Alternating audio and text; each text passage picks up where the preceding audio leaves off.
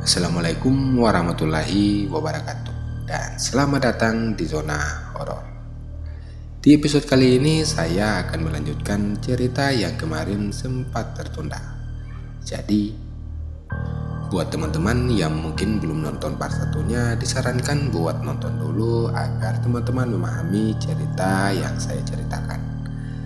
Dan buat teman-teman yang ingin menontonnya, saya bakal taruh linknya di kolom deskripsi. Dan inilah dia ceritanya.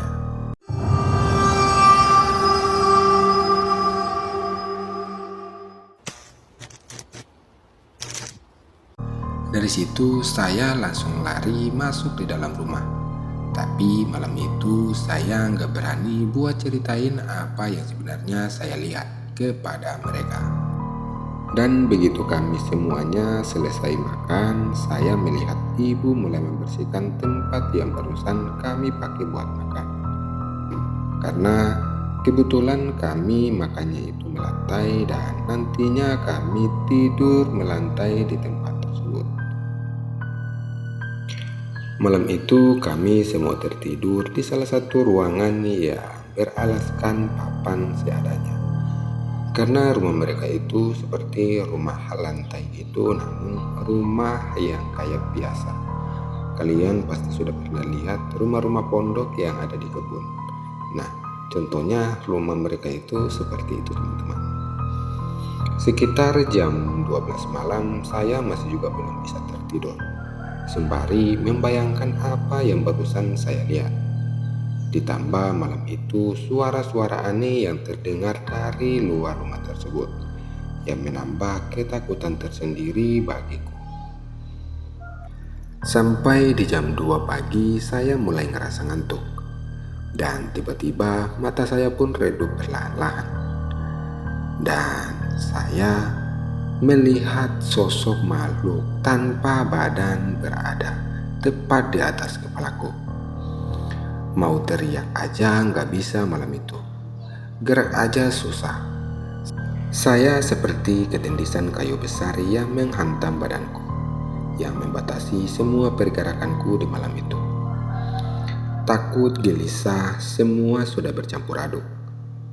Sampai di jam 2.50 Bapak kaget dan menyentuh badanku. Di situ saya mulai sadar dan saya mulai lega karena pergerakanku semula kembali seperti biasa.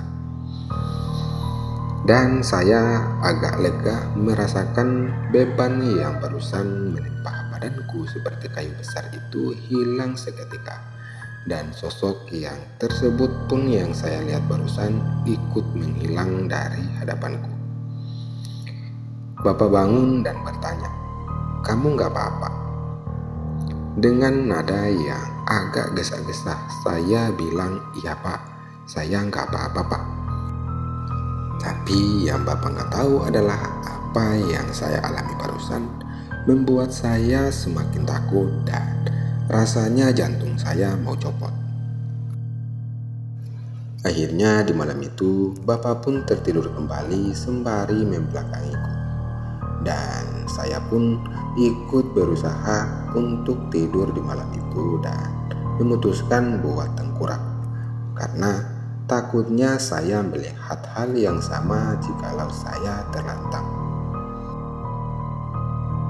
Namun setelah itu saya berbalik badan dan mulai perlahan untuk tertidur.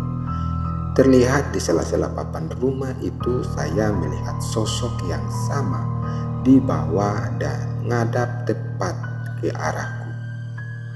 Sosok yang saya lihat sangat-sangat menakutkan. Sontak saya kaget di malam itu.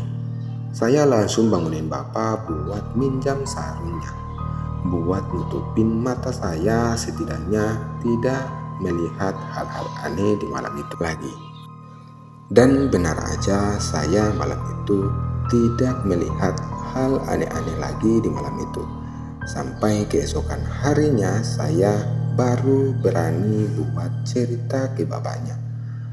Saya ceritakan semua yang saya alami semalam di rumah Bapak ini. Dan jawaban dari Bapak ini membuat saya shock seketika. karena sosok yang saya lihat semalam adalah salah satu tetangganya yang emang suka nyari mangsa di malam hari. Sering menjadi kuyang seperti itu udah biasa Bapak lihat. Dan sebenarnya Bapak itu udah tahu apa yang saya alami dari semalam. Dan Bapak juga bilang kamu cukup kuat untuk melihat hal-hal seperti itu.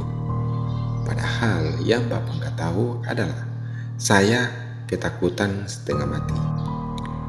Dan Bapak mengatakan bahwa itu bukan kali pertamanya ia datang ke rumah mereka dan mengganggu keluarga mereka. Udah beberapa kali dan mengincar anak-anak mereka yang masih di bawah umur.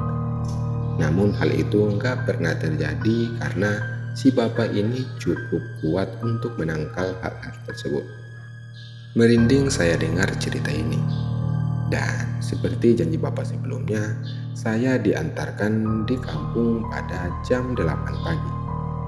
Dan cerita pun berakhir. Oke teman-teman, jika kalian suka dengan ceritanya, bisa like atau lakukan hal sebaliknya jika nggak suka. Dan saya mohon maaf jika ada salah kata atau salah pengucapan. Sampai jumpa di video selanjutnya.